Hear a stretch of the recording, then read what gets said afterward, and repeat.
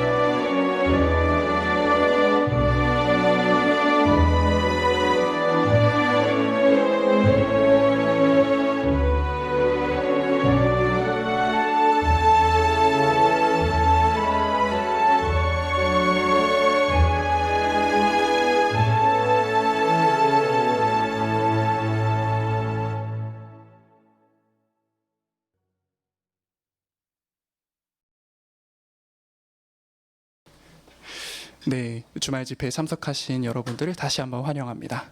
그럼 순서에 따라 준비된 공개 강연을 들으시겠습니다. 오늘 들으실 공개 강연의 주제는 이러합니다. 타락한 세상에서 건전한 정신으로 살라.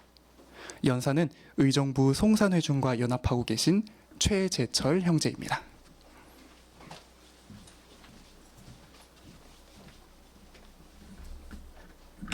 네, 하나의 그림을 같이 머릿속으로 그려보실까요? 지금 바다 한가운데인데요. 배 한 척이 떠 있습니다. 그런데 이 배는 심하게 파손이 되어 있고 통제력까지 상실을 했습니다. 더군다나 지금 태풍이 마구 몰아치고 있습니다. 이 배를 우리는 어떤 배라고 단정을 지을 수 있겠습니까? 침몰 직전의 배라고 할 수 있겠습니다. 우리가 살고 있는 사탄이 지배하는 현 세상 제도역지 역시 침몰 직전의 배와 같습니다. 왜 그럴까요? 충격적인 폭력과 테러, 성적 부도덕이 인류를 그야말로 마구 강타하고 있기 때문에 그렇습니다. 세상은 한마디로 성에 미쳐 있고 폭력과 테러에 흠뻑 물들어 있다라고 해도 과언이 아닐 것입니다. 그만큼 타락하고 더군다나 많은 사람들이 마약과 술의 오용으로 인해서 피폐해져가는 그런 세상입니다. 이러한 타락한 세상에서 살면서 우리에게 필요한 것이 무엇이겠습니까? 도덕적으로 이러한 풍조를 저항하기 위해서는 특단의 조치가 필요하지 않겠습니까? 우리에게 필요한 것을 성경에서는 이렇게 말하고 있습니다. 같이 보시죠. 디도서 2장 12절 펴보실까요?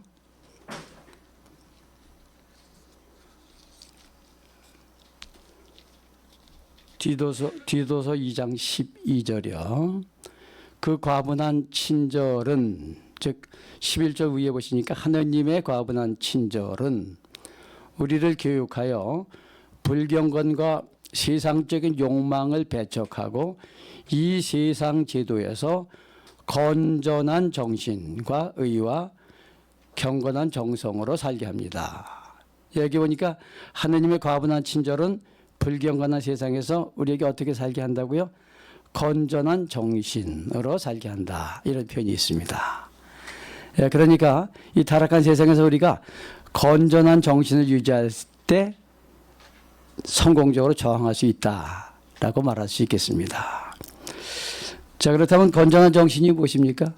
건전한 정신 하게 되면 뭐 사전적인 의미로 우리가 생각해 본다면 뭐 정신이 온전히 있다, 또는 뭐 지적인 능력이 있다, 정신이 안정되어 있다라는 의미로 이해할 수 있겠습니다. 사전적인 의미로 그렇게 정의할 수 있는데요. 오늘 우리가 논하고자 하는 점은 영적인 의미에서 건전한 정신을 논하고자 합니다. 그럼 영적인 의미에서 건전한 정신은 무엇입니까? 그것은 밝혀진 하느님 여호와의 뜻을 잘 알고 그것을 받아들여서 생활에서 적용하는 것, 실천하는 것이라고 말할 수 있습니다. 간단히 다시 말씀드리면 건전한 정신이란 밝혀진 여호와의 뜻을 행동으로 옮기는 것이라고 말할 수 있겠습니다. 자, 그렇다면 밝혀진 여호와의 뜻은 어디에 있죠? 두말할 필요 없겠죠. 바로 이 성경책에 들어있습니다. 그래서 우리는 날마다 성경을 읽고 또 묵상을 하고 성경에 나오는 원칙을 분별해서 생활에 적용하도록 권고를 받고 있습니다. 그렇게 산다면 이게 건전한 정신으로 사는 건데, 때로는 어떤 때 이 점에 대해서 성경에서는 뭐라고 말하지? 라고 생각해 보다 보면 어떤 때는 딱히 답이 안 나올 때가 있을 때 어떻게 하시죠? 우리 조직에서 즉 충실하고 슬기로운 종이 뭐라고 말하는가 해서 우리는 출판물을 연구하고 또 동영상이나 여러 가지 자료를 참조합니다. 그렇게 해서 이렇게 행동하는 것이 올바르구나라고 느끼게 됩니다. 또 그래도 조금 어려울 때는 어떻게 하시죠? 장로들이나 장성한 형제 자매들의 조언을 때로는 구하기도 합니다. 그렇죠? 그렇게 하면서 우리가 이 그야말로 타락한 세상에서 징검다리를 건너지 조심조심 생활을 해나가고 있습니다. 자, 그러면 이제 밝혀진 여호와의 뜻을 잘 알고 행동으로 옮긴 것이라 했는데, 여기서 한 가지 짚고 넘어갈 것은 아는 것과 행동으로 옮기는 것은 전혀 별개의 문제가 될 수 있다는 점입니다. 쉽게 말하면 어떤 때는 우리가 알고도 행동으로 옮기기가 어려울 수도 있거나 또는 잘 안 하려는 경향이 있을 수 있다는 것입니다. 한 가지 예를 들어볼까요? 좀 오래전 얘기이기 때문에 이제 젊은 형제 자매들은 좀 생소하실 테지만, 전에는 우리가 형제 자매들을 호칭할 때 연로한 형제나 장로 형제 또는 연로한 자매들을 호칭할 때 어떻게 호칭했죠? 형님, 자매님 하고 님자를 붙였습니다. 그런데 우리 조직에서 예수께서 형제요 자매라고 했기 때문에 형제 자매라고 호칭하는 게 맞습니다라고 우리에게 여호와의 뜻을 밝혀줬어요. 그래서 우리가 형제 자매라고 부르는데, 젊은 사람이 연로하신 분 어때? 자매님자 안 붙이고 자매 하니까 또 형제 하니까 조금 이게 조금 어려워서 상당히 오랜 기간 동안 이것이 이제 정착이 됐다고 할까요? 그런 기억이 납니다. 그렇죠? 그런데 아직도 형님, 자매님 하시는 분이 간혹 눈에 띄더라고요. 그렇죠? 그러니까 이게 무엇이죠? 밝혀진 여호와의 뜻을 우리가 알지만 행동으로 옮기기는 어려울 수 있다는 점을 이해할 수가 있습니다.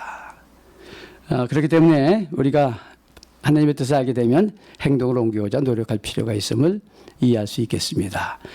자, 그렇다면 이제 우리 가운데 누구에게 이 건전한 정신이 필요할까요? 뭐 결론은 우리 모두에게 필요하겠죠. 그런데 우리 가운데 특히 누구에게 건전한 정신이 요구됩니까? 함께 디모데전서 3장 2절과 5절을 통해서 확인해 보겠습니다. 디모데전서 3장 2절과 5절이요. 그러므로 감독자는 책 잡힐 것이 없고 한 아내의 남편이고 습관이 절도 있고 정신이 건전하고, 여기까지 보시죠. 5절이요. 자기 집안도 다스릴 줄 모르는 사람이 어떻게 하나님의 회종을 돌보겠습니까? 예, 이 성구 보니까 우리 가운데 감독자에게 특히 건전한 정신이 요구된다는 것을 알 수가 있습니다. 왜 장로들에게 건전한 정신이 요구됩니까? 장로들은 회종 성원들과 가족을 돌볼 막중한 책임이 부여되었기 때문에 그렇습니다. 그렇기 때문에 장로들이 혹시나 어떤 전도인들이 조언을 구할 때 누구보다도 성경 원칙에 근거한 조언을 하실 필요가 있겠습니다. 그러니까 장로들에게 요구되는 것은 어떻게 보면 냉철한 판단력이 필요하지만 그렇다고 해서 너무 또 그쪽으로만 치우치는 게 아니라 합리적인 태도도 필요하겠습니다. 우리 출판물에서는 이런 표현을 하고 있습니다. 그래서 예수 그리스도를 본받아 장로들도 독단적인 규칙을 만들거나 자신의 개인적인 견해를 고집하지 않습니다. 이런 표현이 있어요. 때로는 조언을 해줄 때 자기 개인적인 생각을 조언해 주는 경향이 있을 수 있지 않겠습니까? 그런 면에서 조심할 필요가 있다는 것입니다. 하나의 오래된 예를 한번 들어볼게요. 거의 한 30년 전 얘기예요. 30년 전에 그때 형제들이 연단에 올라가게 되면 하얀 와이셔츠를 입고 왔습니다. 하얀 와이셔츠. 그러다가 그때 세상적으로 그 색깔 있는 와이셔츠가 등장하기 시작했어요. 그래서 유행이 물결을 타면서 형제들도 조심스럽게 색깔 있는 와이셔츠를 입었습니다. 그러다가 어떤 형제가 그 당시 이제 봉사의 프로라고 하죠. 지금은 이제 생봉 집회인데 봉사의 프로에서 자기 프로를 맡게 올라왔는데 색깔 있는 와이셔츠를 입고 올라왔어요. 저는 이제 지나치고 몰랐는데 나중에 그 형제가 며칠 후에 저에게 그런 질문을 하더라고요. 지형제, 색깔 있는 와이셔츠를 입고 연단에 올라오면 안 됩니까? 라고 질문하더라고요. 그래서 왜 그런 일이 있었나 하고 물어봤더니 그날 집회 끝나고 나서 어느 장로가 야단을 쳐서 혼났다고 그렇게 얘기를 해요. 그래서 적절하게 조언을 해줬는데 그런데 그 다음 주인가 순회 방문이었어요. 우리 중에. 순회 감독자가 오셨는데 연세가 좀 드신 감독이었는데 색깔 있는 와이셔츠를 입고 연단을 오셨어요.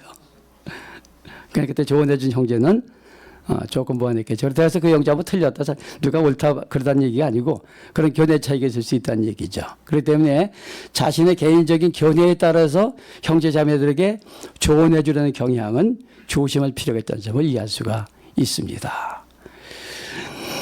그리고 이제 장로들은 장로의 회의로서 함께 일을 하죠. 때로는 이제 회중의 어떤 문제를 가지고 이제 장로들이 결정을 합니다. 그럴 때 장로 여러분 어떻게 하셔요? 보통 이제 한 안건에 대해서 얘기하게 되면 서로 견해 차이가 있을 때는 다수의 견해를 따르죠. 많은 분들이 그렇게 얘기하시니까 저희들이 기꺼이 따르겠습니다. 이렇게 해서 전원일치, 만장일치로 어떤 일과 관련 결정을 내립니다. 그런데 때로는요, 이제 많은 수가 그렇게 하는데 다수가 이렇게 합시다 하는데 소수는 저렇게 합시다 얘기를 해요. 근데 이 소수가 우리 충실하고 슬기로운 종이 제안한 내용이라든가 어떤 성경 원칙을 제시합니다. 그러면 다수는 어떻게 하죠? 당연히 기꺼이 따릅니다. 그렇게 해서 결정을 내리게 되면 장로회가 분열할 이유도 없고 또 어떤 말이 나올 필요가 없습니다. 근데 이제 그런 경우가 종종 어느 장로에서는 있다 하는데 그런 경우에 이제 보통 조직에서 오래되신 장로 형제들이 어떤 때는 젊은 사람들이 뭘 하냐, 내가 경험과 연륜을 통해서 이렇게 하게 된다, 이런 식으로 강요하려는 경향이 있을 수 있습니다. 그런데 우리 출판물에서 이런 표현이 있었어요. 여호와의 뜻을 행하는 것에 기반을 둔 강한 성품은 장점입니다. 그러나 그러한 성품이 다른 사람들을 지배하려거나 주눅들게 한다면 그것은 약점이 될 수 있습니다. 이런 편이 있습니다. 그렇기 때문에 장성한 장로들이 특히 회중에서 장로로 일할 때 자신의 개인적인 견해를 계속 고집하려는 경향 조심할 필요가 있겠습니다. 그럴 경우에는 그것은 건전한 정신이 아닐 수 있습니다. 자, 그럼 장로들에 대해서 얘기했는데 또 우리 가운데 모두에게 필요하다고 그랬죠. 어떤 부면에서 구체적으로 어떤 내용들이 있어서 우리가 건전한 정신이 요구됐는지 디도서 2장을 통해서 또 확인해 보겠습니다. 디도서 2장 2절로 8절까지 읽겠습니다. 내용이 조금 길지만 한번 읽어보죠. 2장 2절부터 8절까지요. 연로한 남자들은 습관이 절도 있고 진지하고 정신이 건전하고 믿음과 사랑과 인내에 있어서 건전해야 합니다. 마찬가지로 연로한 여자들도 경외심 있게 행동하고 중상하지 않고 많은 술에 종이 되지 않고 선한 것을 가르치는 사람이 되어야 합니다. 그리하여 그들이 젊은 여자들에게 조언을 베풀어 남편을 사랑하고 자녀를 사랑하고 정신이 건전하고 순결하고 집안일을 하고 선하고 자기 남편에게 복종하게 해야 합니다. 그래야 하나님의 말씀이 비방을 받지 않을 것입니다. 마찬가지로 젊은 남자들에게도 건전한 정신을 가지라고 계속 권고하고 모든 면에서 그대 자신이 훌륭한 일의 모범을 보이십시오.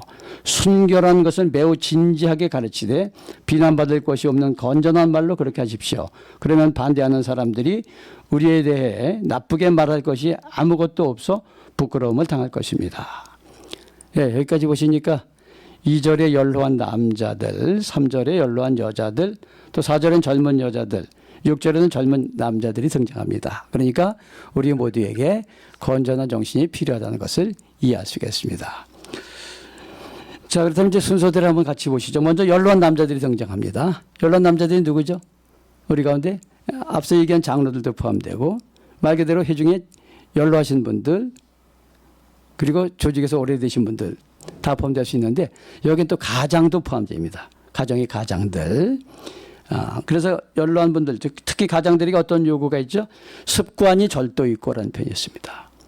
어떤 습관이 절도 있어야 되겠습니까? 가장들이시요. 가족 성원들을 정기적인 가족 숭배를 통해서 훈련을 하고 그리고 합당한 옷차림과 몸단장을 하도록 그리고 예의를 갖출 수 있도록 야외 봉사에서 점진적인 훈련 이런 영적 관련된 점진적인 훈련이라든가 교육을 열심히 하는 것 이것이 바로 습관이 절도 있는 건전한 정신의 소유자라고 말할 수 있겠습니다. 그 다음에 이제 연로한 분들과 관련해서 이것은 꼭 연로한 남자들에게만 해당되는 게 아니라 연로한 여자들 모두에게 포함되는데 이런 표현이 있죠. 믿음과 사랑과 인내라고 했습니다. 보통 사도 바울이 편지를 쓸 때 보면 믿음과 사랑을 언급하면 뭐가 그 다음에 나왔죠? 보통 희망이라는 단어가 나옵니다. 희망. 근데 사도 바울이 희망이라는 단어를 빼고 여기서 슬쩍 인내라는 단어로 대체했어요. 왜 사도 바울이 연로한 분들과 관련시켜서 인내라는 단어를 넣었을까요? 연로하신 분들은 때로는 점점 연로해 가면서 심신이 쇠약하고 이전만큼 하지 못한다는 그런 생각들 때문에 때로는 낙담하거나 낙심해서 포기하고 싶은 생각이 종종 들 수 있기 때문에 그러합니다. 그래서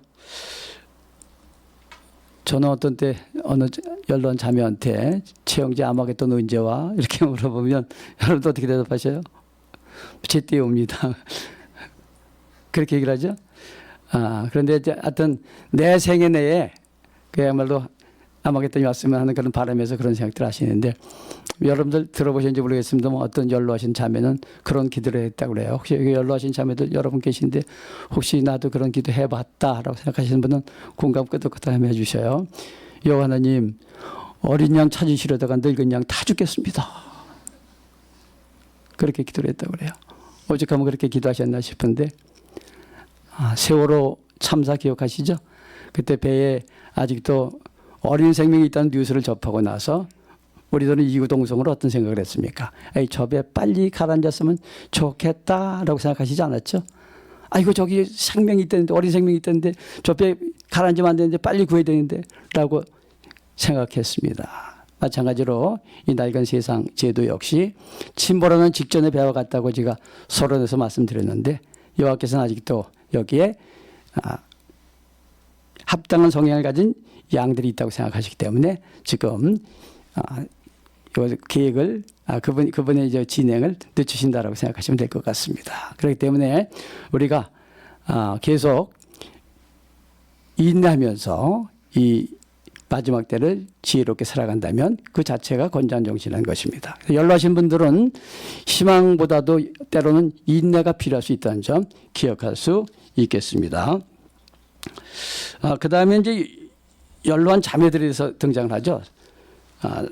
3절에 보게 되면 연로한 여자들이 등장합니다. 연로한 여자들은 누구죠? 역시 연로한 남자들의 아내들도 해당되고 또 장로들의 아내도 해당이 될 수 있겠습니다. 그리고 연로한 여자들은 어찌 보면 회중에서 좋게든 나쁘게든 막중한 영향력을 행사할 수가 있습니다. 그렇죠?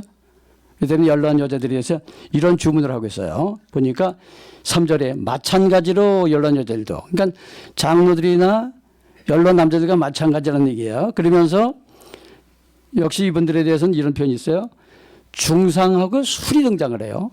왜 하필이면 연로한 형제도 아니고 자매들한테 술까지 등장을 할까? 왜 그럴까요? 이 크레타 지역에 이제 그때 연로하신 분들이 술을 즐기는 그런 문화가 있었다고 그래요. 그런데 일단은 자매들이 모여서 어떤 자매, 그 자리에 있지 않은 어떤 자매들에서 얘기를 하시죠. 그럴 때 어떻게 하셔요, 보통? 처음에는 어떤 자매들에서 얘기할 때, 그 김자매, 믿지 않는 남편 섬기면서 정교파녀다고 열심히 참 잘해. 그래서 칭찬부터 시작하는데, 그 다음에 조금 있다가 한 자매가, 그런데 말이야, 그 김자매! 하면서 형을 보기 시작합니다. 그렇죠? 형을 보기 시작하는데, 거기서 끝났으면 되는데, 거기에 함께 있던 어떤 자매가 나중에서, 김자매! 아무개 자매가 김자매라, 하면서 다 얘기를 해요. 그러면 씩씩거리고 이렇게 하면 어떻게 될 것 같아요? 그렇죠? 근데 그럴 때 알코올이 겸해지면 더 그것이 심화될 수 있다. 그래서 비교적 여자들은 남자들보다도 다른 사람들의 사생활에 관심이 많다고 합니다. 통계학적으로 그래요. 예? 그런데 그것이 자칫 좋은 특성이긴 하지만 그것이 자칫 비하되면 남의 소문 이야기나 중상으로 갈 수 있기 때문에 때로는 연로하신 분들이 무거운 잎이 필요할 수도 있다는 점을 이 예를 통해서 이해할 수 있겠습니다. 그리고 이제 연로한 여자들과 관련시켜서 이런 주문이 있죠. 선한 것을 가르치는 사람이 되어야 합니다. 그러니까 성경적으로 연로한 자매들에게는 젊은 자매들을 성경적으로 가르칠 수 있는 권한을 부여해줬다고 보시면 돼요. 근데 조건이죠. 마찬가지로 경외심 있게 행동하면서 그렇게 하는 얘기죠. 그래서 조언해 줄 때 연로하신 자매들 어떻게 하셔요? 젊은 자매들 조언하실 때 역시 앞서 말한 장로들이나 연로한 남자들처럼 개인적인 교대에 따라 조언해 주는 경향을 극복할 필요가 있습니다. 성경 원칙이라든가 그리고 충실하고 슬기로운 종의 제안 같은 것을 적용해서 조언을 해줘야지 개인적인 견해는 그물일 수 있습니다. 예를 하나 들어볼게요. 어떤 젊은 자매가 연로한 자매랑 봉사 짝이 돼서 같이 봉사를 합니다. 그런데 이 젊은 자매는 그 남편이 성적 부도덕을 저지르고 또 저질러서 참다 못해서 결국은 이혼을 결심합니다. 그리고 결정합니다. 그래서 이제 하는데 이제 봉사 짝 하다가 연로하신 자매한테 그 얘기를 해요. 제가 여차여차해서 이혼하기로 했습니다. 그럴 때 연로하신 자매 여러분, 그럴 때 어떻게 조언해 주셔요? 이 무고한 배우자가 상대방의 성적 부도덕 때문에 이혼을 결정했으니까 그건 성경적으로 맞는 거 아니겠죠? 그러니까 칭찬해 주면서도 그래도 어떻게 그럼 살아갈 건지 걱정을 좀 해줄 텐데 바로 그 연로한 자매는 이렇게 조언을 했습니다. 자매, 우리 젊을 때 다 참고 살았어. 애도 있는데 어떨 거야? 이혼은 무슨 이혼이야? 이렇게 조언을 했다고 합니다. 그 젊은 자매의 말에 의하면 그래요. 그러니까 무슨 얘기죠? 이것이 개인적인 견해에 따라서 조언해 주려는 거예요. 때문에 연로하신 자매 여러분, 혹시 젊은 자매들에게 조언을 할 때 역시 건전한 정신을 반영할 필요가 있겠습니다. 그다음에 이제 젊은 자매들과 형제들이 등장하는데요. 여기 젊은 여자들과 젊은 남자들과 관련해서 공통적으로 나온 단어가 한 가지 있어요. 젊은 분들에게 나오는 공통적인 단어. 무슨 단어인지 찾으셨습니까? 바로 순결이라는 단어입니다. 순결. 왜 젊은 분들에게 특히 순결을 강조하죠? 당연하죠. 서론에서 얘기한 것처럼 현 세상은 성에 미쳐 있다고 그랬습니다. 그러다 보니까 이 세상의 어떤 뭐 문화랄까요? 전체가 그렇게 성적인 것을 강조하는, 부각시키는 그런 문화가 아주 팽배해 있다라고 볼 수 있겠대요. 그렇죠? 그래서 뭐 외모 지상주의, 뭐 하위 실종 이런 말 많이 들어보셨죠? 세상의 문화가 그렇다 보니까 우리 그리스도인들에게도 영향을 줄 수 있기 때문에 순결과 관련해서 조심할 필요가 있다는 거죠. 그래서 우리 출판물에서는 이런 표현을 하고 있어요. 우리 중 누구도 유별나거나 정숙하지 않은 또는 세상에 바람직하지 않은 불의의 사람들을 연상시키는 식으로 옷차림이나 헤어스타일을 해서는 안 됩니다. 이런 표현이 있습니다. 근데 세상이 어떤 유행을 하다 보면 때로는 비슷한 방향으로 갈 수가 있는데 그렇지 않죠, 우리 그리스도인들은. 그래서 우리 지나가시다 보면 어떤 느낌 받으셔요? 자매 같다, 형제 같다 하면 거의 다 형제, 자매죠. 그렇죠? 그 의상에서 풍겨나오는 것도 있지만 또 어떤 이미지라든가 그런 전체적인 윤곽에서 형제, 자매 다소 분별합니다. 근데 대부분 맞아요. 그죠? 그래서 어디서나 우리가 세상의 어떤 사람들이 아니라 형제, 자매로 분류될 수 있다는 것은 신나는 체험입니다. 그래서 제 개인적인 경험 하나 잠깐만 소개해 드릴게요. 저는 제가 저기 남쪽에 이제 창원이라는 지역에 살고 있었는데 그때 교육 사업을 하고 있었어요. 교육 사업. 이 교육 사업을 하게 되면 이게 전화 컨택이라는 거 하잖아요. 컨택을 해가지고 저기 이렇게 상담을 해서 이제 회원 가입시키려고. 그래서 이제 상담해서 이제 상담을 약속을 잡았기 때문에 이제 갔어요. 근데 거기 아파트는 이게 복도식 아파트라고 그러나요? 이렇게 쭉 뻗어 있는 아파트. 그런 아파트였어요. 그래서 이렇게 이제 층에 내렸더니 어머니가 벌써 마중은 앞에 나오신 것 같아요. 그래서 어머니 여기 했더니 저를 보더니 갑자기 뛰어들어가서 문을 탁탁 잠가버리시더라고요. 그래서 왜 그럴까요 싶어서 배를 조심스럽게 눌렀어요. 네, 약속을 드렸다 상담하러 간 누구누구 선생님입니다. 이랬더니 문을 착 열어주면서 뭐라고 말했을까요? 난 또 여호와의 증인인 줄 알고. 기분 좋은 체험이죠. 그래서 우리가 어디서 뭘 하든지 여호와의 증인으로 분류될 수 있다는 것, 사람들이 알아준다는 것은 참으로 상쾌한 경험입니다. 그렇죠? 그래서 우리가 언제 어디서나 순결한 하나님의 백성으로 인식될 수 있는 그런 옷차림과 몸단장 할 필요가 있음을 생각해 볼 수가 있겠습니다. 그리고 이제 젊은 남자들과 관련해서는 우리 하나님의 조직에서 상당히 많은 것들을 이게 열어놨죠. 쉽게 말하면 젊은 형제들에게는 훌륭한 일과 또 여러 가지 특권을 누릴 수 있는 그런 길을 열어놨어요. 그래서 요즘에는 젊은 형제들을 위해서 장로회가 특별히 관심을 갖고 돕도록 돼 있고 심지어 아직 헌신하고 침례받지 않은 그런 청소년 형제에게도 관심을 갖도록 그렇게 제안을 하고 있을 정도입니다. 그렇기 때문에 우리 젊은 형제 자매들은 열린 분이라고 할 수 있는 여러 가지 특권을 사모하면서 계속 영적인 부면에서 열심을 나타낼 수 있겠습니다. 이 세상 자체는 젊은 사람들이 주도하면서 타락의 극치로 가고 있습니다만 그 반대 길로 계속 열심을 다할 수 있겠습니다. 여기까지 살펴보시니까 결론은 무엇이죠? 우리 모두 노소를 막론하고 건전한 정신으로 살 필요가 있다. 그리고 워낙 이 빠르게 움직이는 이 세상 제도이기 때문에 우리에게 또 이런 필요가 있겠습니다. 시편 119편 60절 보실까요?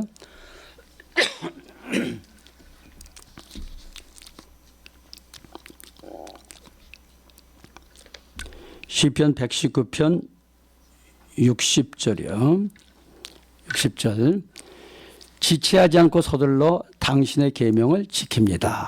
이 시편 필자가 여호와의 계명을 지치 않고 서둘러서 지켰다고 했습니다. 어떻게 적용할 수 있을까요? 1925년에 노벨 문학상을 수상한 영국의 버나드 쇼라는 분이 계십니다. 근데 이분의 묘비를 보니까 묘비 죽었어요. 죽어서 묘비 보니까 묘비 이렇게 써 있어요.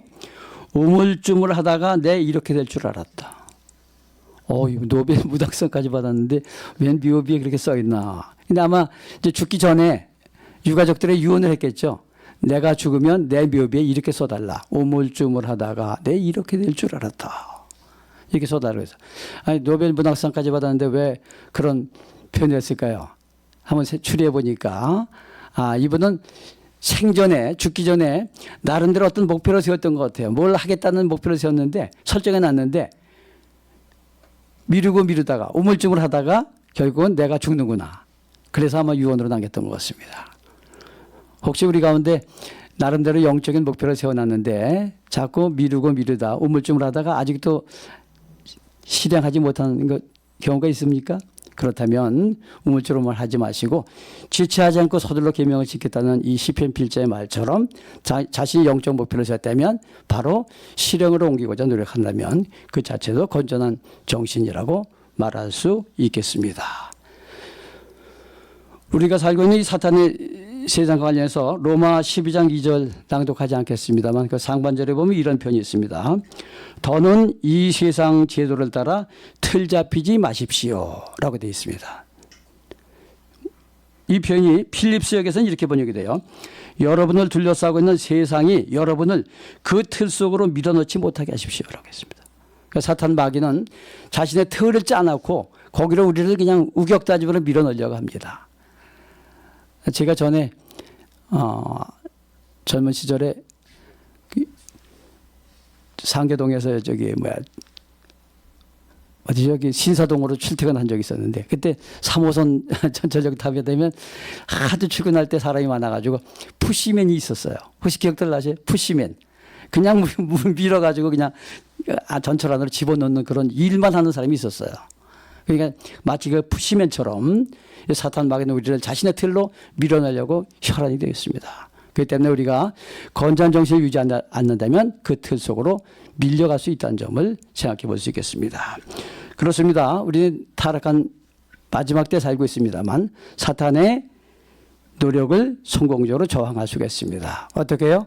밝혀진 여호와의 뜻을 잘 알고 그것을 즉각적으로 행동으로 옮김으로 그렇게 할 수 있습니다. 그렇게 하기 위해서는 하나님의 말씀을 정기적으로 주의 깊이 연구하고 묵상하고 그리고 성경 원칙을 분별해서 실천하고자 노력할 수 있겠습니다. 꾸준히 기도하고 회중 집회에 참석하고 참여하면서 영적인 특성을 길러나가시고 전파 활동에 열심을 나타내십시오.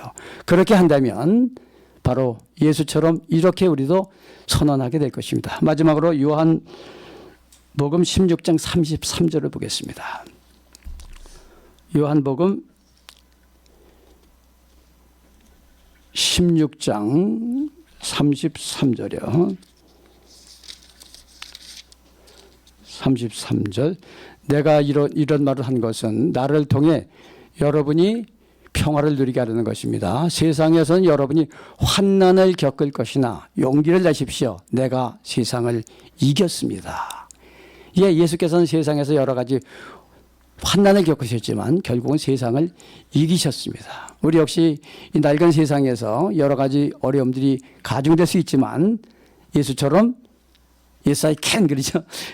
이겨낼 수 있습니다. 그렇죠? 세상을 이길 수 있습니다. 나중에 신세가 져서 나도 세상을 이겼습니다 라고 선언하는 모두가 되기를 진심으로 바랍니다. 네, 실제로 타락한 세상에 살고 있는 저희를 위해 시기적절한 강연을 준비해 주신 최재철 형제에게 다시 한번 감사드립니다. 오늘과 같은 유익한 공개 강연이 다음 주에도 마련되어 있습니다. 다음 주 공개 강연의 주제를 미리 말씀드리자면 이렇습니다. 예수께서는 왜 고난을 겪고 죽으셨는가? 주변에 초대하실 수 있는 분들과 함께 이 공개 강연을 즐기신다면 더욱 유익할 것입니다. 그럼 이어서 준비된 파수대 집회를 시작하겠습니다. 파수대 사회자 박우준 형제입니다. 네, 그러면 파수대 집회를 갖기 앞서 가능하신 분들 함께 일어나셔서 여호와께 기쁨으로 노래하십시오. 119번 우리는 믿음을 가져야 한다 부르시고 파수대 집회를 갖도록 하겠습니다. 노래 119번입니다.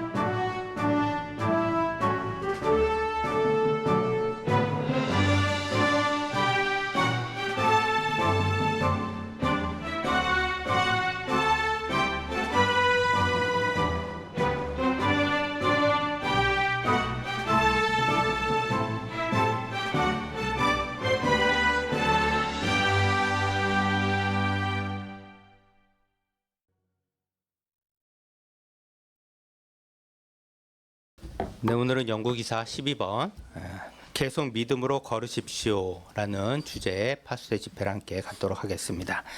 고려하시게 되는 파수대 집회의 주제 성구는 고린도후서 5장 7절입니다. 우리는 보는 것으로가 아니라 믿음으로 걷고 있습니다입니다. 어떤 점들에 유의하시면서 이 파수대 집회를 고려하실까요? 네, 보는 것으로 결정을 내리는 것과 믿음으로 결정을 내리는 것의 차이에 대해서 오늘 분간하시게 되실 것입니다. 그리고 믿음으로 여호와의 관계를 고려하면서 결정을 내릴 수 있는지 그 세 가지 부면들을 살펴봅니다. 소제목 세 가지죠.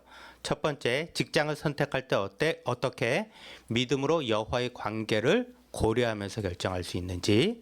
두 번째, 죄송합니다. 두 번째는 배우자를 선택할 때 어떻게 믿음으로 여호와의 관계를 고려하면서 결정을 내릴 수 있는지. 마지막으로 하나님의 조직에서 지침을 받을 때 어떻게 믿음으로 여호와의 관계를 고려하면서 결정을 내릴 수 있는지 살펴보시게 될 것입니다. 그리고 복수 질문도 이 세 가지 소제목에서 배운 점들에 대해서 토의를 하시게 되실 것입니다. 네, 그러면 1항부터 낭독하시면서 내용들을 생각해 보겠습니다. 1항 낭독 드리겠습니다. 죽음을 앞둔 사도 바울은 자신이 정말 만족스러운 삶을 살아왔다고 생각했습니다. 그래서 그는 이렇게 말했습니다.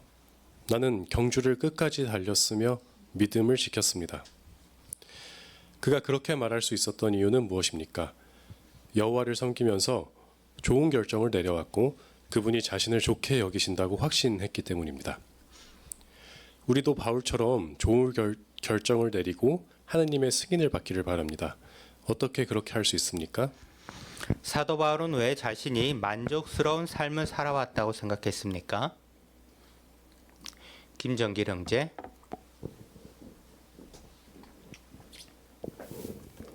여호와를 섬기면서 좋은 결정을 내려왔고 그분이 자신에게 좋게 여기신다고 확신하기 때문입니다. 네, 그렇죠. 황수영 자매. 네, 디모데후서 4장 7절에서 바울은 나는 훌륭한 싸움을 싸웠고 경주를 끝까지 달렸으며 믿음을 지켰습니다라고 말한 것처럼 그는 예수께서 맡기신 모든 일을 경주에서 끝까지 믿음으로 완주하였고 자신의 행로가 여호와를 섬기는 것이 가장 만족스러운 삶이었으며 가장 좋은 결정이라고 말할 수 있었기 때문입니다. 네, 고맙습니다. 강현순 자매.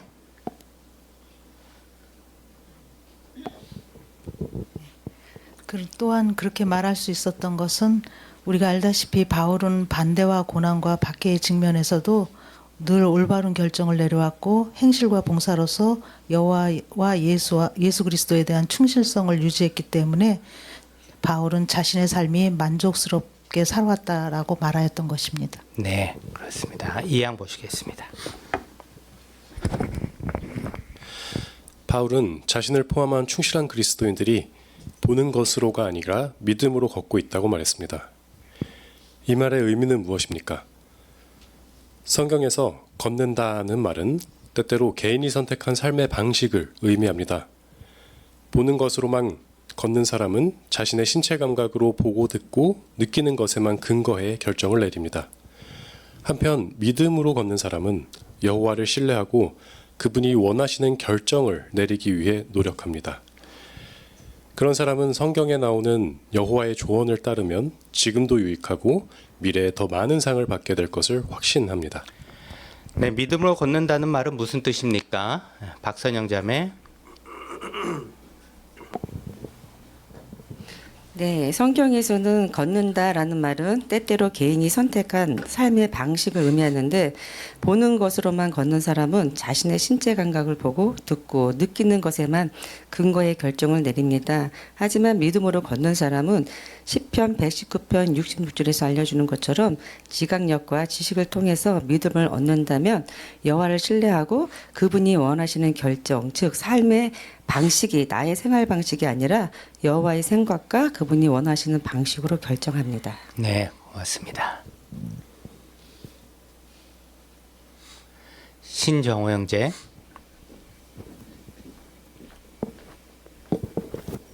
그래서 히브리서 11장 6절로 보면 믿음이 없이는 하느님을 기쁘시게 할 수 없습니다 했습니다.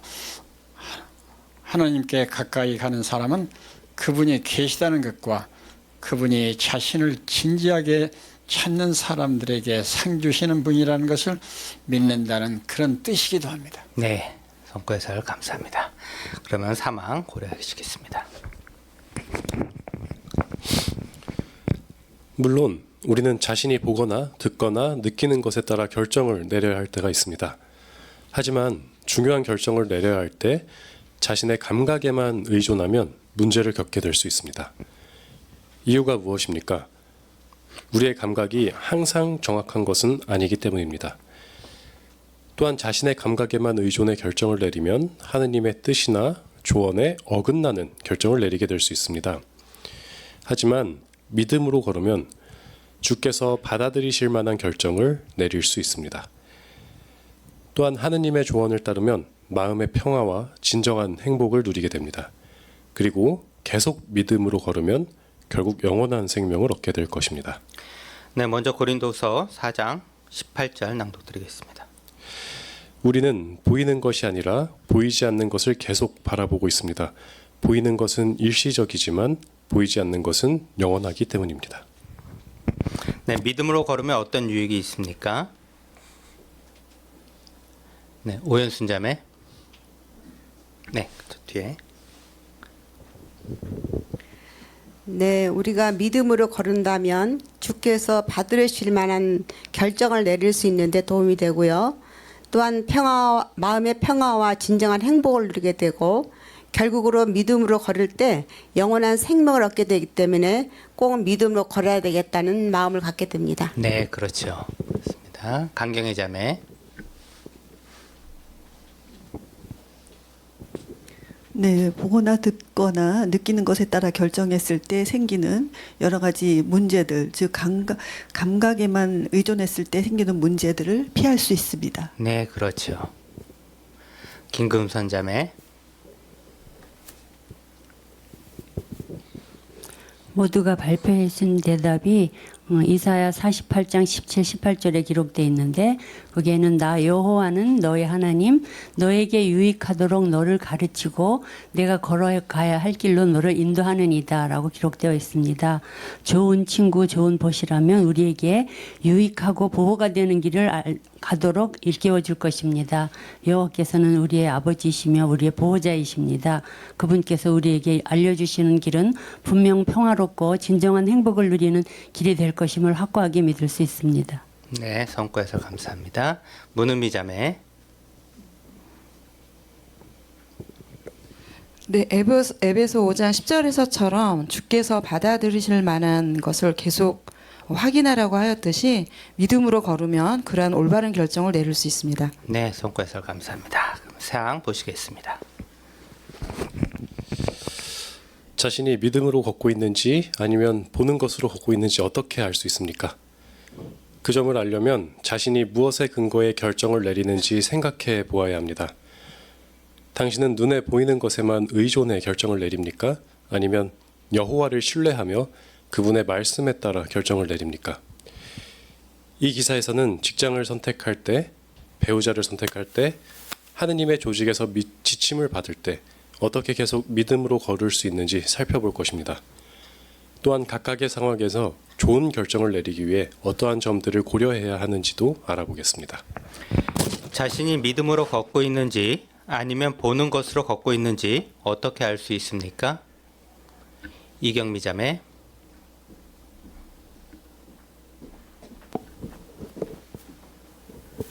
네, 우리가 무언가를 결정을 내릴 때 눈에 보이는 것에만 의존해 결정을 내리는지 아니면 여호와를 신뢰하면서 그분의 말씀에 따라 결정을 내리는지 살펴볼 필요가 있습니다. 네, 그렇습니다. 네, 그래서 앞으로 어떤 결정 사항들에 대해서 고려할 것입니까? 세 가지 소제목에 대해서 말씀해 주실 수 있겠습니다. 이하나 자매. 네, 직장을 선택할 때, 배우자를 선택할 때, 그리고 하나님의 조직에서 지침을 받을 때 세 가지에 관해 살펴볼 것입니다. 네, 그렇습니다. 그러면 먼저 직장을 선택할 때 소제목의 5항 보시겠습니다. 우리는 누구나 자신과 가족을 잘 부양하기를 원합니다. 따라서 직장을 선택할 때 당연히 우리는 보수가 얼마가 되는지 고려합니다. 보수가 좋은 직장을 고르면 생활비를 버는 것에 대해 어느 정도 저축도 할 수 있을 것입니다. 그런데 보수가 상대적으로 적은 직장을 선택하면 생활비만 빠듯하게 벌 수 있을지 모릅니다. 하지만 직장을 선택할 때 돈을 얼마나 벌 수 있는지만 고려한다면 믿음이 아니라 보는 것으로 걷는 것일 수 있습니다. 직장을 선택할 때 무엇만 고려해서는 안 됩니까?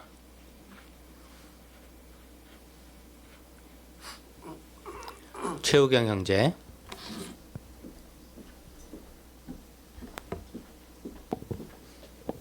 흔히 직장을 선택할 때 보수가 얼마인지 돈을 얼마나 받을 수 있는지만 고려해서 선택할 수 있는데 그런 선택을 해서는 안 되겠습니다. 네, 그렇죠. 자, 그러면 어떤 선택 사항이 있어야 되는지 6항 보시겠습니다.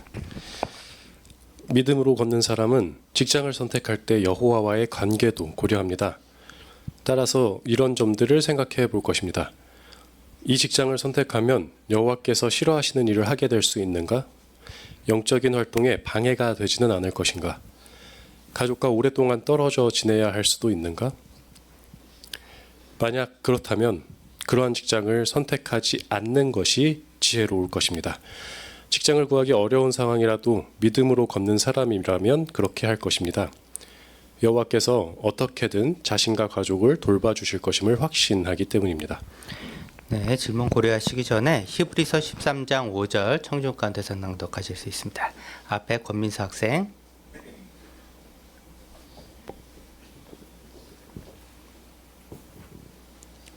여러분의 생활 방식에서 돈을 사랑하는 일이 없게 하십시오. 현재 있는 것으로 만족하십시오. 내가 결코 너를 떠나지 않겠고 결코 너를 버리지 않겠다라고 그분은 말씀하셨습니다. 네, 낭독 감사합니다. 그럼 질문 드리겠습니다. 믿음으로 걷는 사람은 직장을 선택할 때 무엇을 고려합니까? 허일 형제. 여호와 하나님과의 관계를 고려해야 하는데 예를 들어서 이 직장을 선택했을 때 하나님께서 싫어하시는 일을 하게 될 수 있지 않을까, 또 영적인 활동에 방해가 되지 않을까, 또 가족과 오랫동안 떨어져 지내야 하지 않을까라는 것들 등을 이게 고려해 봐야 할 것입니다. 네, 그럴 수 있습니다. 염정엽 형제. 네, 그렇게 세 가지를 검토해 보았다면 파스텔 본항에 나온데도 직장을 선택하지 않는 것이 지혜로울 것이라고 알려주고 있습니다. 직장을 구하는 것이 매우 힘들고 또 우리 시대에 이 돈을 버는 것이 중요한 일이긴 하지만 믿음으로 걷는 사람이라면은 여호와의 관계를 고려함으로써 우리도 돌보실 것이라는 확신을 가지고 선택하는 것이 중요할 것입니다. 네, 고맙습니다. 네, 노종우 형제.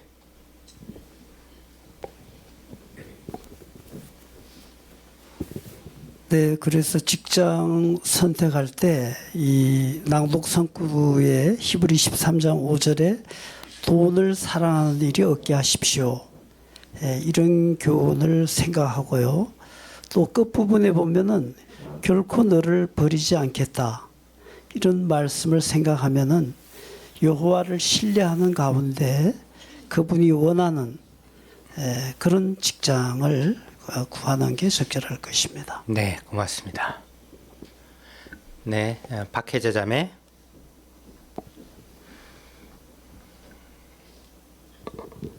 네, 빌립보 1장 10절에 보면 더 중요한 것을 확인하라는 이러한 교훈이 있습니다. 그러므로 가장이 가족과 오래 떨어져 있는, 물론 보수가 더 좋아서 생활이 좀 윤택할지는 모르지만 영적인 면에서 가족들에게 참으로 큰 해를 입힐 수 있기 때문에 그러한 실질적인 문제를 놓고 또 생각해 볼 수 있겠습니다. 네, 그럴 수 있습니다. 네, 그러면 실제적으로 어떤 경험담이 있는지 7항과 8항 보시겠습니다. 남아메리카에 사는 하비에르 형제는 믿음으로 걷는 것이 얼마나 중요한지 경험했습니다. 그는 이렇게 말합니다. 제가 다니는 회사에서 승진할 수 있는 기회가 생겼어요. 그렇게 되면 적성에 더 잘 맞는 일을 하면서 급여도 2배나 더 받을 수 있었죠. 그래서 그 자리에 지원했습니다. 하지만 하비에르 형제는 파이오니아를 하고 싶은 마음도 간절했습니다. 그는 계속해서 이렇게 말합니다. 지사장과 면접 약속이 잡혔는데 저는 면접을 보기 전에 여호와께 기도드렸습니다. 여호와께서 제게 무엇이 가장 유익한지 잘 아시니까 제가 좋은 결정을 내릴 수 있도록 도와달라고 말씀드렸죠. 저는 돈을 더 많이 벌고 승진하고 싶은 마음이 있었어요. 하지만 그 일이 영적인 목표를 이루는데 방해가 된다면 거절하기로 결심했습니다. 하비에르 형제는 계속해서 이렇게 이야기합니다. 면접 중에 지사장은 승진하게 되면 자주 추가 근무를 해야 한다고 말했어요. 저는 종교 활동 때문에 그렇게 할 수 없다고 정중하게 설명했죠. 하비에르 형제는 그 제의를 거절하고 2주 뒤에 파이오니아 봉사를 시작했습니다. 나중에 그는 다른 회사에서 시간제 일자리를 구했습니다. 하비에르 형제는 이렇게 말합니다. 여호와께서 제 기도를 들어주셨어요.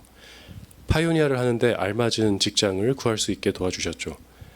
그 덕분에 여호와와 형제들을 섬기는데 더 많은 시간을 사용할 수 있어서 정말 행복합니다. 네, 사파 좀 띄워주시고요. 남아메리카의 한 형제는 어떻게 믿음으로 걸었습니까? 사파 참조하시면서도 설명하실 수 있겠습니다. 앞에 제 영의 자매.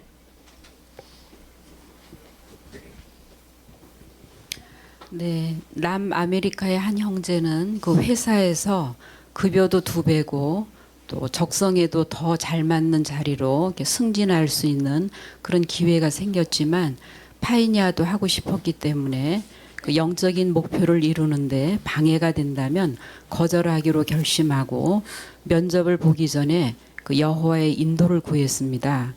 그런데 그 승진하게 되면 자주 그 추가 근무를 하게 된다는 말에 그 제의를 거절하고 믿음으로 걷기 위해 2주 뒤에 파이니아 봉사를 시작한 결과 기도의 응답으로 시간제 일자리를 구하게 되었고 여호와와 형제들을 섬기는데 더 많은 시간을 보내는 그런 행복한 경험을 하게 되었습니다. 네, 그렇습니다. 네, 조광현 형제. 네, 이 형제는 기도를 들어주셨다고 했는데요. 어떤 기도를 들어주신 것인지 생각해 보니까요. 이 직장이 좋은 조건이다 보니까 면접을 잘 봐서 취직할 수 있게 해달라고 기도드린 것도 아니고 또 가만 보니까 좀 바빠질 수 있는 직장인 것 같아서 우선은 면접에 합격을 하더라도 이후에 조정을 잘 해주셔서 이 직장에서 영적인 상황도 잘 영위해 나갈 수 있도록 해달라고 기도를 드린 것도 아니었습니다. 이 형제가 기도를 드린 것은 정말 믿음의 기도였는데 자신도 어떤 것이 유익한 길인지 잘 모르고 하지만 여호와께서는 내게 가장 유익한 것이 무엇인지를 잘 아시니까 여호와께서 생각하시는 가장 좋은 결정을 내리게 해달라고 기도를 드렸고 실제로 그러한 기도가 응답되었다라는 믿음으로 걷는 것이 무엇인지를 보여주는 훌륭한 본이었습니다. 네, 고맙습니다. 네, 앞에 자매. 우리 하비에르 형제 같은 경우를 저도 체험했는데요. 이 기술자의 저 장갑 낀 손가락이 정말 정상으로 다 움직인다면 여호와 하나님께 얼마나 영광을 돌리면서 살을 수 있었는지를 생각하면서 저보다 저 형제는 믿음이 더 강했었구나 하고 오늘 이렇게 교육을 받게 돼서 여호와 하나님 앞에 감사드립니다. 네, 감동적인 경험 말씀해서 감사합니다. 뒤에 이태진 형제. 아마 그 사파를 보게 되면 고용주가 그 자리를 소개하면서 승진을 하게 되면 저 자리에 앉을 수 있다라고 얘기를 하는 것 같습니다. 하지만 형제 표정을 보면 굉장히 뚱한 표정인데요.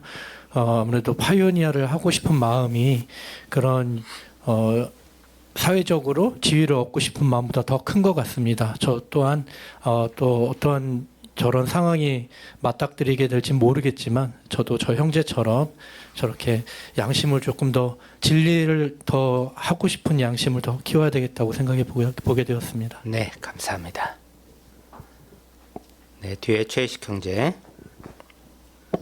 네, 현장에서 일하는 것과 그 사무직에서 관리직으로 일하는 것에 일반적으로 생각하면 격이 아주 크거든요.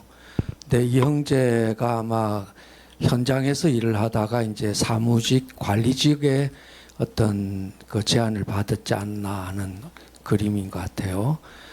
그럼에도 거기에다가 또 급료도 더 올라가고 이런다면 굉장한 유혹이 됐을 것 같은데 아마 이 형제가 가지고 있는 그 믿음, 그의 그 목표가 무엇이었는지 가름할 수 있겠습니다. 네, 해설 감사합니다. 또 다음 경험담을 좀 더 생각해 보도록 하시죠. 구왕입니다. 만약 현재 다니고 있는 직장이 믿음으로 걷는데 방해가 된다면 어떻게 해야 합니까? 콩고에 사는 트레조올 형제의 경험을 생각해 보십시오. 그는 이렇게 말합니다. 새로 직장을 구했는데 누구나 부러워할 만한 꿈의 직장이었죠. 저는 사람들의 존경을 받으며 일했고 급여도 이전 직장의 3배나 되었어요. 하지만 트레조르 형제는 추가 근무 때문에 집회를 자주 빠졌습니다. 그리고 회사에서 저지르는 부정직한 일에 대해 거짓말을 하라는 압력도 받았습니다. 그래서 그만두고 싶었지만 다른 직장을 구하지 못할까 봐 걱정이 되었습니다. 이런 상황에서 그가 믿음으로 걷는데 무엇이 도움이 되었습니까? 그는 이렇게 말합니다. 하박국 3장 17절 19절의 말씀이 도움이 되었어요. 직장을 잃어도 여호와께서 어떻게든 돌봐주실 거라는 걸 확신하게 되었죠. 그래서 사직서를 냈습니다. 그는 이 경험을 통해 무엇을 배웠는지 이렇게 설명합니다. 많은 고용주들은 급여만 많이 주면 직원들이 가정이나 종교활동을 포함해 무엇이든 기꺼이 희생할 거라고 생각하죠. 하지만 전 여호와와 가족과의 관계를 지킬 수 있어서 정말 다행이라고 생각해요. 1년 뒤에 여호와의 도움으로 안정된 직장을 구할 수 있었죠. 검소하게 생활하며 영적인 활동을 더 많이 할 수 있게 되었어요. 여호와를 첫째 자리에 두면 경제적으로 어려움을 겪게 될 수 있죠. 하지만 여호와께서 반드시 우리를 돌봐주실 것입니다. 그렇습니다. 여호와의 인도와 약속을 신뢰하며 계속 믿음으로 걸으면 여호와께서 풍성히 축복해 주실 것입니다. 트레저로의 경험에서 무엇을 배울 수 있습니까?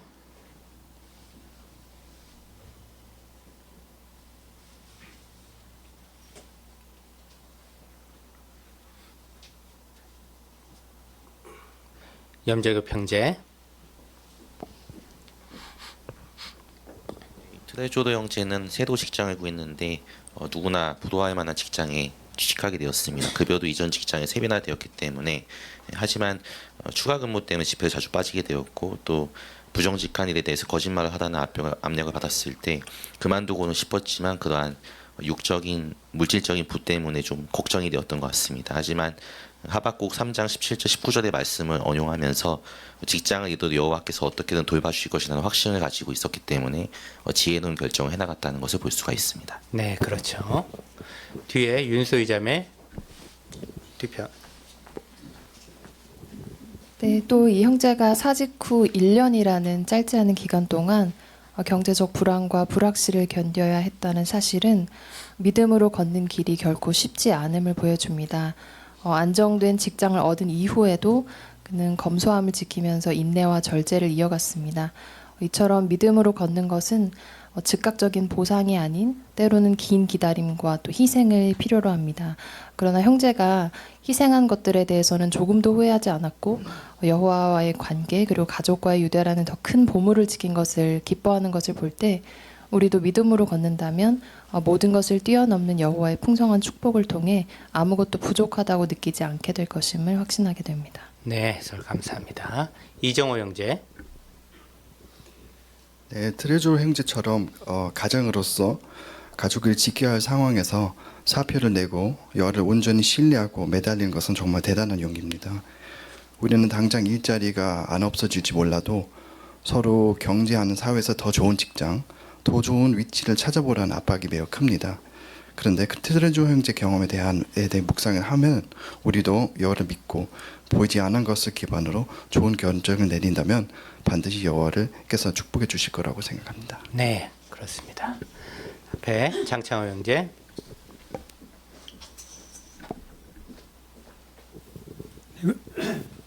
그래서 여호와께서 우리의 삶을 인도하실 수 있다는 사실을 절대적으로 신뢰하는 것이 옳다는 것을 또 배우게 됐고요.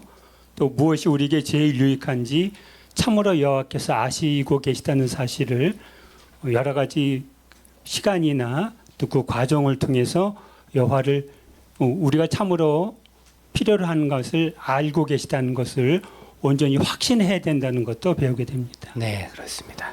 지금까지 우리는 직장을 구할 때 보는 것이 아니라 믿음으로 어떻게 결정을 내릴 수 있는지 고려하였습니다. 자, 그러면 다음은 배우자를 선택할 때입니다. 10항입니다. 결혼은 여호와께서 주신 선물입니다. 따라서 결혼하고 싶은 마음이 드는 것은 자연스러운 일입니다. 당신은 배우자를 선택할 때 무엇을 고려합니까? 성격이나 외모나 평판이나 경제 사정이 어떠한지, 돌봐야 할 가족이 있는지, 나한테 잘해주는지를 볼 것입니다. 이러한 점들이 중요한 것은 사실입니다. 하지만 이러한 점들만 고려한다면 믿음이 아니라 보는 것으로 걷게 될 수 있습니다. 배우자를 선택할 때 어떻게 믿음이 아니라 보는 것으로 걷게 될 수 있습니까?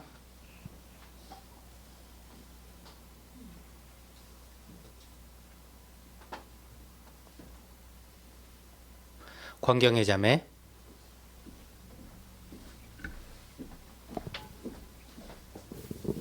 내 성격이나 외모, 또 평판이나 경제 사정, 돌봐야 할 가족이 있는지, 나한테 잘해주는지, 이러한 겉으로 보이는 것들만 본다면 믿음이 아니라 보는 것에 걷게 될 수 있습니다. 그렇죠. 자, 그러면 어떻게 믿음으로 우리가 결정할 수 있을까요? 11항 보시겠습니다. 우리의 충실한 형제 자매들은 배우자를 선택할 때 여호와의 말씀을 따릅니다. 예를 들어 그들은 젊음의 한창 때가 지난 뒤에 결혼을 위한 교제를 시작합니다. 그리고 배우자를 선택할 때 상대방이 성경에서 알려주는 좋은 남편이나 아내의 특성을 갖추고 있는지 특히 유의해서 살펴봅니다. 또한 증인이 아닌 사람이 관심을 보일 때 주 안에서만 결혼하라는 고린도전서 7장 39절의 조언을 따릅니다. 고린도전서 7장 39절, 아내는 남편이 살아있는 동안 남편에게 매여 있습니다. 그러나 남편이 죽어 잠들면 원하는 사람과 결혼할 자유가 있습니다. 하지만 주 안에서만 해야 합니다. 그들은 여호와께서 자신이 행복하게 살 수 있도록 그 누구보다 더 잘 돌봐주실 수 있다는 것을 확신합니다. 계속 믿음으로 걷는 이러한 형제 자매들을 보시면서 여호와께서는 참으로 기뻐하실 것입니다. 네, 배우자를 선택할 때 어떻게 믿음으로 걸을 수 있습니까? 정규성 형제.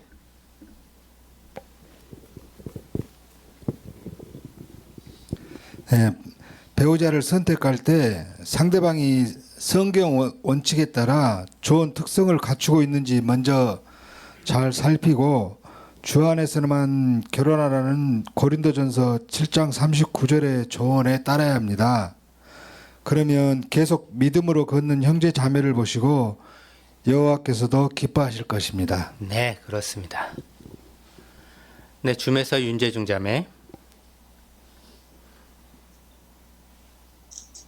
네, 또한 시편 55편 22절에 있는 것처럼 이러한 배우자를 선택할 때 자신이 행복하게 살 수 있도록 여호와께서 계속 붙들어 주시고 또 그렇게 해주실 것이라는 것을 확신하면서 그렇게 할 때 배우자를 선택하는 그러한 좋은 배우자를, 훌륭한 배우자를 선택할 수 있는 그러한 것이 될 것이며 또 믿음으로 계속 걸을 수 있을 것입니다. 네, 고맙습니다. 김인환 형제.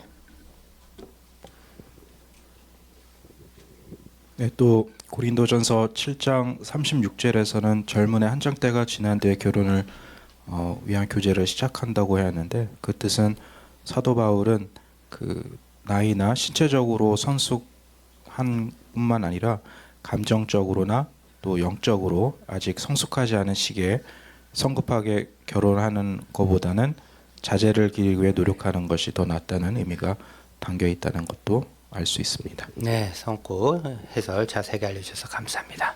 네, 그러면 12항 보시겠습니다. 경험담입니다. 콜롬비아에서 파이오니아 봉사를 하는 로사 자매의 경험을 생각해 보겠습니다. 자매는 자신이 하는 일 때문에 증인이 아닌 한 남자를 자주 만나게 되었습니다.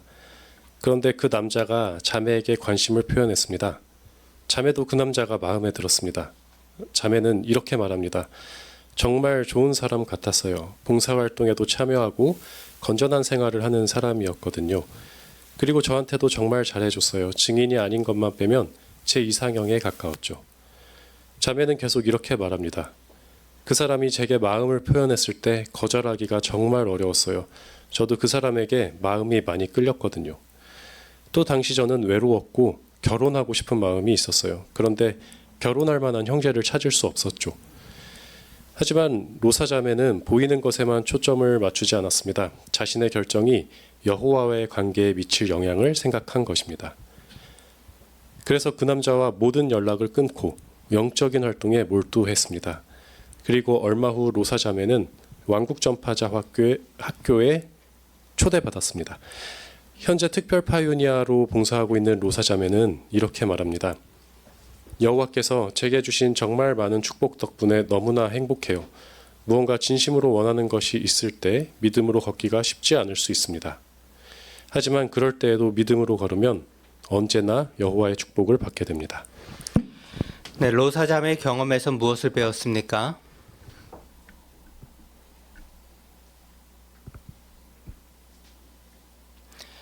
김주연 자매.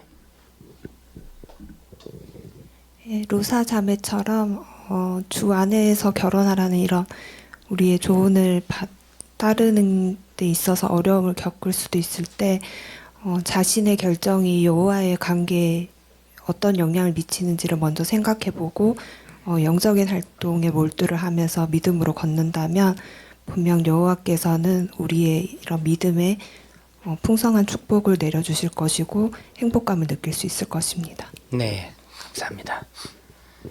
네, 권경희 자매.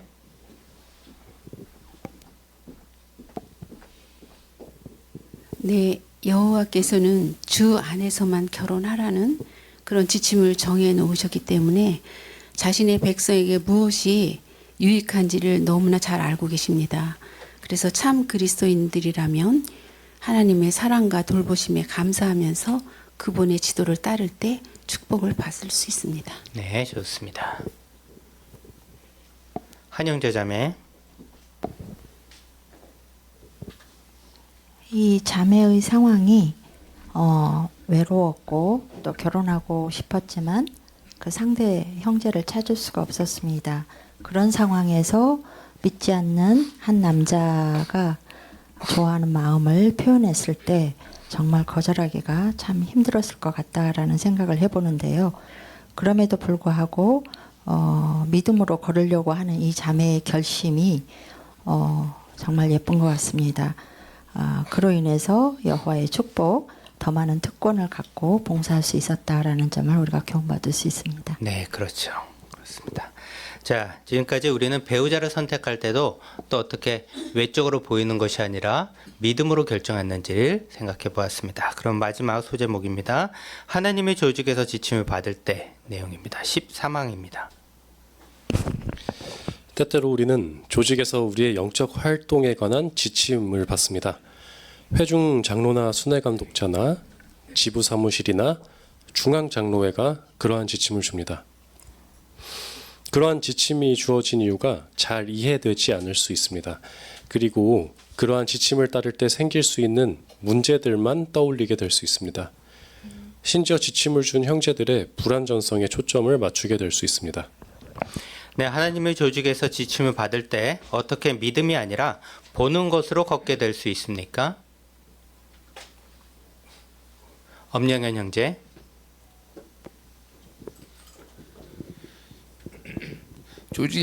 조직에서 주는 지침이 잘 이해되지 않고 지침을 따를 때 생길 수 있는 문제들만 떠올리게 되어 결국 지침을 준 형제들의 불완전성에 초점을 맞추므로 믿음이 아니라 보는 것으로 걷게 될 수 있습니다. 네, 그렇습니다.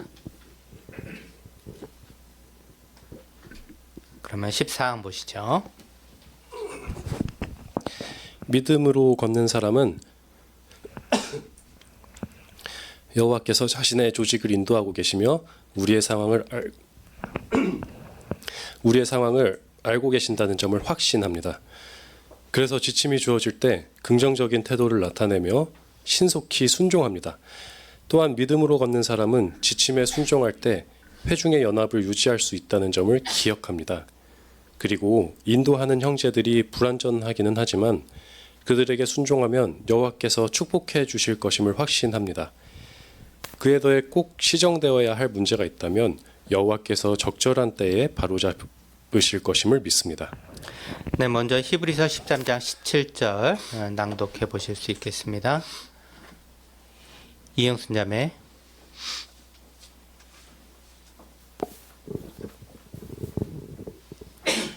여러분 가운데서 인도하고 있는 사람들에게 순종하고 복종하십시오. 그들은 답변할 사람들로서 여러분을 깨어 지키고 있습니다. 그러므로 그들이 이 일을 기쁨으로 하게 하고 한숨을 지으며 하지 않게 하십시오. 그것은 여러분에게 손해가 될 것입니다. 네, 낭독 감사합니다. 질문 드리죠. 하나님의 조직에서 지침을 받을 때 어떻게 믿음으로 걸을 수 있습니까? 장휘은 자매. 예, 지침이 잘 이해가 되지 않는다 할지라도 여호와께서 이 조직을 인도하고 계시고 이 모든 상황을 그 누구보다 가장 완벽히 알고 계신다는 분을 기억하면서 긍정적인 태도로 신속히 순종함으로 믿음으로 걸을 수 있습니다. 네, 그렇습니다. 네, 앞에 최재철 형제.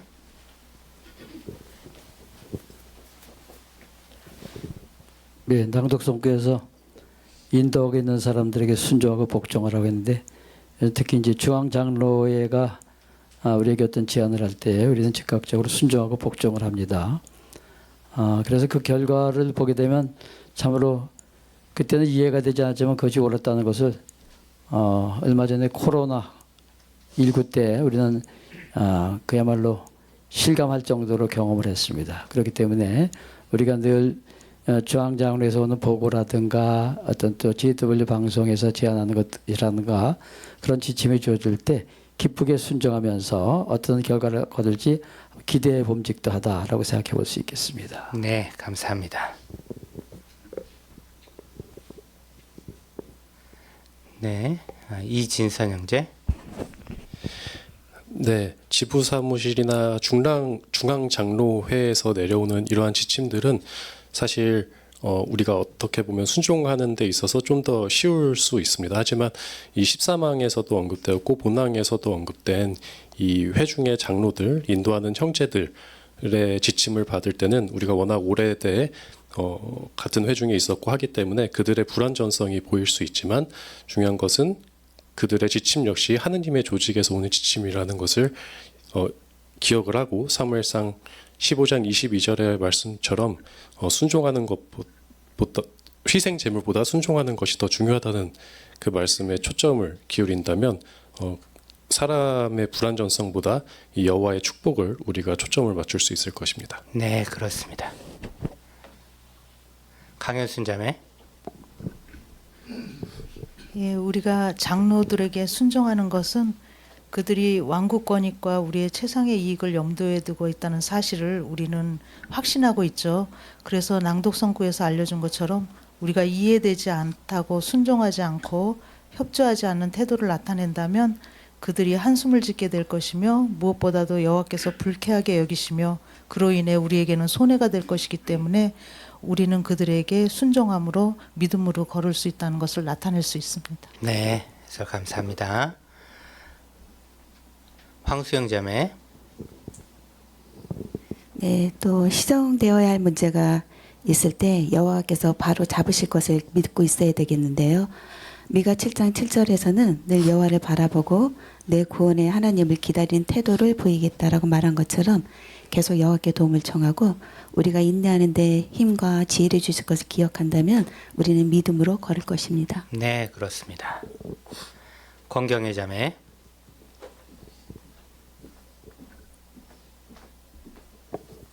네, 에베소 4장 2절 3절에서 또한 겸손, 온화함, 참을성을 갖고 사랑으로 서로 참고 연합하는 영의 일치를 유지하기 위해서 진지하게 노력하라고 했습니다.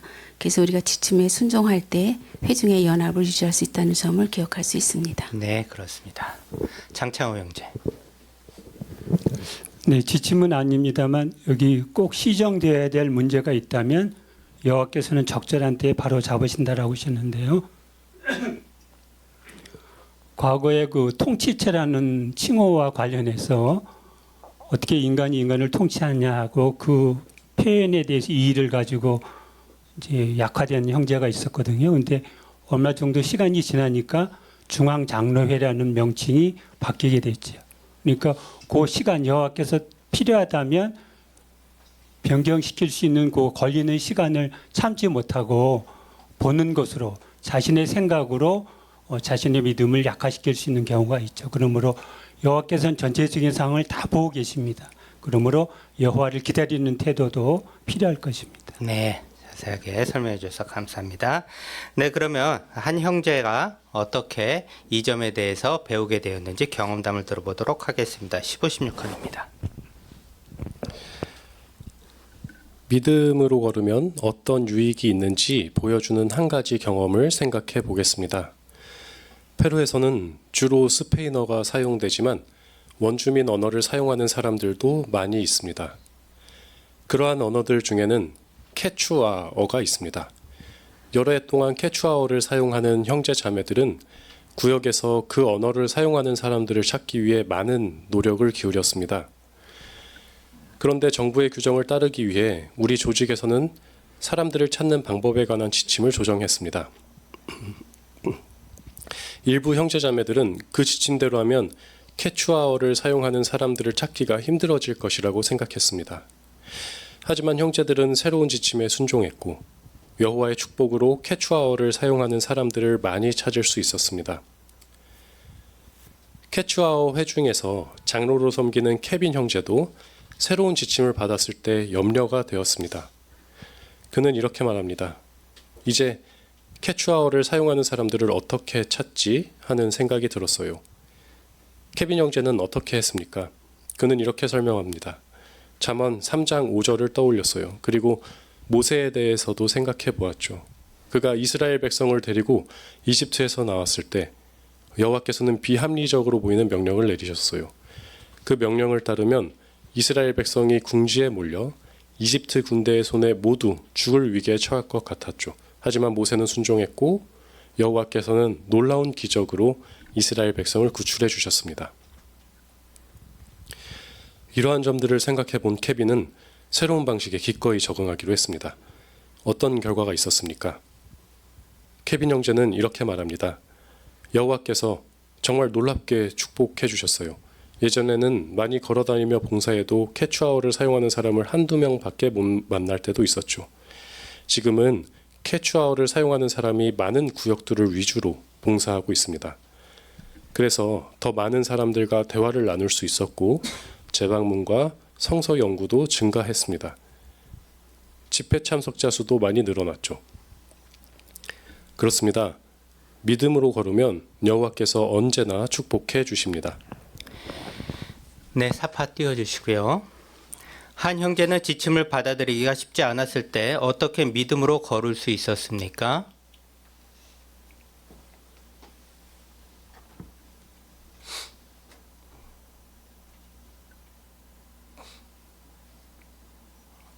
어떻게 그럴 수 있었을까요? 정지영 자매.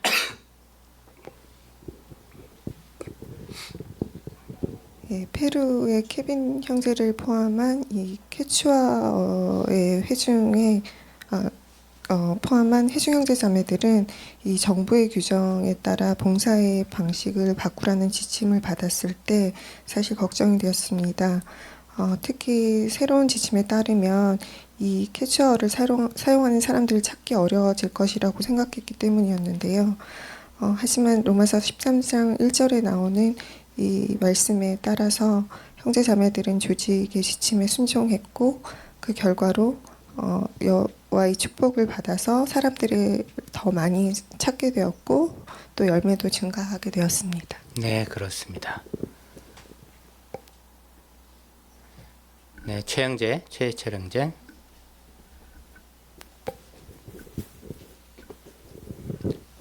모세 시대에 비슷한 예가 있었는데요. 우리 잘 아시는 것처럼 이제 모세가 이스라엘 백성을 인도할 때 잘못하면 여기가 도가니든 쥐가 될 수 있는 그런 지역인데 그쪽으로 여호와께서 인도를 하셔서 백성들의 반대가 좀 거센 일이 있었습니다. 그렇지만 결국은 홍해 바다를 가르심으로 이스라엘 백성이 구출되는 그런 일이 있었는데 우리가 때로는 새로운 지침을 받았을 때 비합리적으로 보인다라고 생각해서 주저하는 경향이 있습니다. 그렇지만 이 캐치와 관련된 경험을 통해서 우리가 확인한 것은 우리가 조직에서 인도하는 것은 그들의 개인적인 성향에 따른 인도가 아니라 여호와의 영의 인도를 따라서 하는 거기 때문에 기쁘게 받아들이게 되면 뜻밖의 좋은 체험을 하거나 성공적으로 우리의 봉사적으로 완수하는 데 도움이 될 수 있다라는 점을 이 예를 통해서 배울 수 있습니다. 네, 그렇습니다. 감사합니다. 이하나 자매.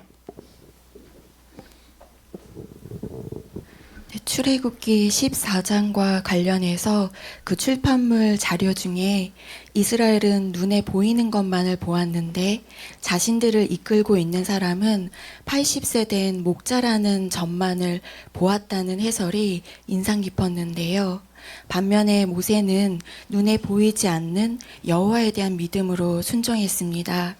사파에서 케빈 형제가 모세를 묵상하면서 지침에 순종한 것처럼 우리도 익숙한 봉사 방식에서 새로운 지침이 주어졌을 때 이 지침이 무엇이 가장 유익한지 아시는 여호와께서 주신 것임을 기억해야겠다고 생각해 보았습니다. 네, 그렇습니다. 감사합니다. 네, 손상락 형제. 네, 그 앞서 이 지침을 조정한 그 형제들도 이 정부의 규정을 따르기 위한다는 표현을 좀 볼 수 있는데요. 이것을 볼 때 그리고 이 케빈 형제 역시도 이 잠언 3장 5절을 떠올리면서 이 순종하기 위한 노력을 기울였습니다. 이 여호와의 증인들은 항상 그 정부의 규정을 따르기 위해 따를 때도 로마서 그 13장 1절의 내용을 잘 순종하면서 따르는 면을 볼 수 있는데요. 어떤 상황에서든 이 여호와의 지침에 순종한다면 여호와께서는 정말 큰 축복을 주신다는 점을 생각해 보게 됩니다. 네, 그렇습니다. 네, 지금까지 조직으로부터 오게 되는 지침을 우리가 또 어떻게 보는 것이 아니라 믿음으로 결정 내릴 수 있는지 고려했습니다. 자, 이 결론을 한번 짚도록 해보시죠. 17항 마지막 항 낭독 드리겠습니다. 이 기사에서 우리는 세 가지 중요한 부면에서 어떻게 믿음으로 걸을 수 있는지 살펴보았습니다. 하지만 이 세 가지 부면 말고도 생활의 모든 부면에서 우리는 믿음으로 걸어야 합니다. 예를 들어 오락이나 여가 활동을 선택하거나 교육이나 자녀 양육과 관련된 결정을 내릴 때 그렇게 해야 합니다. 어떤 결정을 내리든 보는 것에만 근거해 결정하지 않도록 하십시오. 결정을 내릴 때 여호와의 관계와 그분의 말씀과 우리를 돌봐주시겠다는 그분의 약속을 고려하십시오. 그렇게 한다면 영원토록 우리 하느님 여호와의 이름으로 걸을 수 있을 것입니다. 네, 이진선 형제 낭독 감사합니다. 이 기사에서 무엇을 배웠습니까?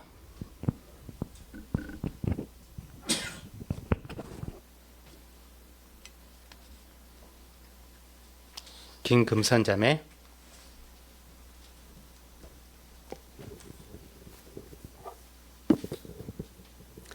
의로운 자에게는 고난이 많다고 시편 필자가 말한 것처럼 우리는 침몰해가는 이 세상에서 의로운 사람으로 살아간다는 것은 참으로 힘든 일입니다. 그러나 우리는 오늘 배운 것처럼 여호와께서 우리에게 유익한 것이 무엇인지 가장 잘 아시는 분이며 우리의 삶을 올바른 길로 인도하실 것을 확신하면서 미가 7장 7절의 말씀처럼 늘 여호와를 바라보고 그분의 구원을 기다리는 태도를 보여야겠습니다. 네, 고맙습니다. 네, 문은미 자매. 네, 어떤 결정을 내리든 보는 것에만 근거해 결정하지 않도록 결정을 내릴 때 여호와의 관계와 그분의 말씀과 우리를 돌봐주시겠다는 그분의 약속을 고려한다면 영원토록 우리 하나님 여호와의 이름으로 걸을 수 있을 것이라는 점들을 배우게 됩니다. 네, 그렇습니다. 네, 노영재, 노종훈 형제. 네, 그래서 오늘 우리가 배운 거는 믿음으로 걷고 있다는 부면에 있어서 직장을 선택할 때나 또 배우자 선택할 때 또 하나님의 조직에서 지침을 받을 때 우리가 과연 믿음으로 걷고 있는지 그런 부면을 살펴보았습니다. 네, 그렇습니다. 신은진 자매. 네, 또한 오락이나 여가 활동을 선택하거나 교육이나 자녀 양육과 관련된 생활의 모든 부면에서 어떤 결정을 내리든 우리는 보는 것에만 근거한 결정이 아니라 여호와의 관점으로 보고 믿음으로 걸어야 할 것입니다. 네, 그런 점들을 배웠습니다. 자, 지금까지 배운 점들을 다 기억하시고 계십니까? 한번 복습을 통해서 오늘 배우신 것들 다시 한번 추려보시도록 하시죠. 다음 상황에서 어떻게 믿음으로 걸을 수 있습니까? 직장을 선택할 때. 줌에서 양혜은 자매. 여호와 아버지와의 관계를 고려하고 그분께서 우리에게 무엇이 가장 유익한지 잘 아신다는 확신을 가지고 지혜로운 결정을 내림으로 그렇게 할 수 있습니다. 네, 좋습니다. 또 줌에서 우재현 자매.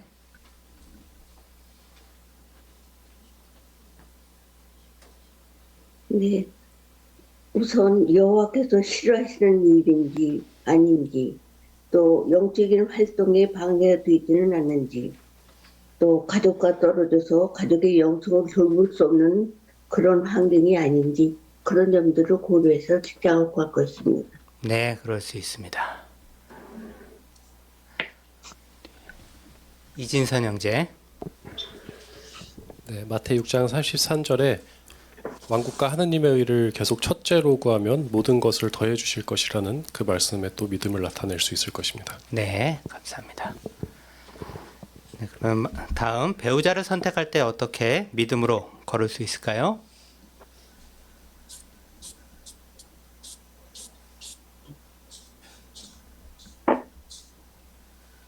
장휘은 자매. 네, 배우자가 될 사람을 주 안에서 선택하고 영적 특성을 고려해야 하는데요. 항해에 나왔던 것처럼 무언가 진심으로 원하는 것이 있을 때에는 믿음으로 걷는 것이 정말 도전이 될 수 있을 것입니다. 하지만 그럴 때에도 믿음으로 걷는다면 자신이 원하는 방식은 아닐지라도 우리에게 가장 유익한 것이 무엇인지 누구보다 잘 아시는 여호와께서 세상에 축복을 주신다는 점을 기억한다면 그렇게 믿음으로 걷는 데 도움이 될 것입니다. 네, 그렇습니다.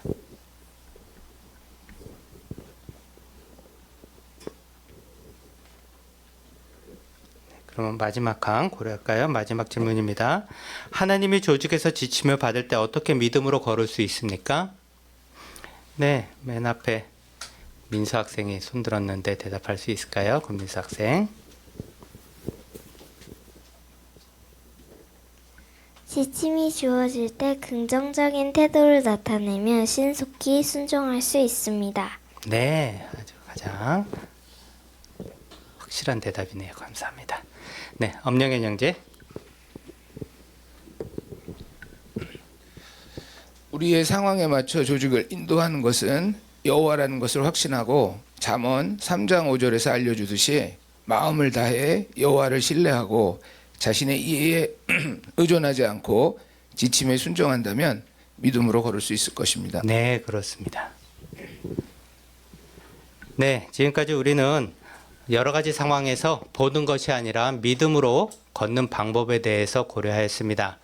정말 세세한 것들도 지켜야 될 점들도 있지만 우리가 믿음으로 모든 것들을 결정해야 될 때가 있습니다.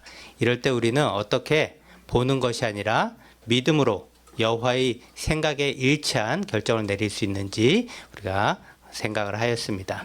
오늘 배운 것들 외에도 말미에 나온 것처럼 여러 부면에서 보는 것이 아니라 믿음으로 걷는 방법들에 대해서 고려하였지요. 우리가 배운 것들을 모두 적용하셔서 정말 경험담에 남아있는 형제 자매들처럼 우리가 보는 것이 아니라 믿음으로 여호와의 결정을 따를 수 있는 사람들이 되기를 바랍니다. 네, 이것으로 모든 집회를 마치도록 하겠습니다. 그러면 가능하신 분들 함께 일어나셔서 노래 156번 믿음의 눈으로를 부르신 후에 오늘 공개 강연에 수고해 주신 최재철 형제의 마치는 기도로서 오늘 집회를 마치도록 하겠습니다. 노래 156번 믿음의 눈으로입니다.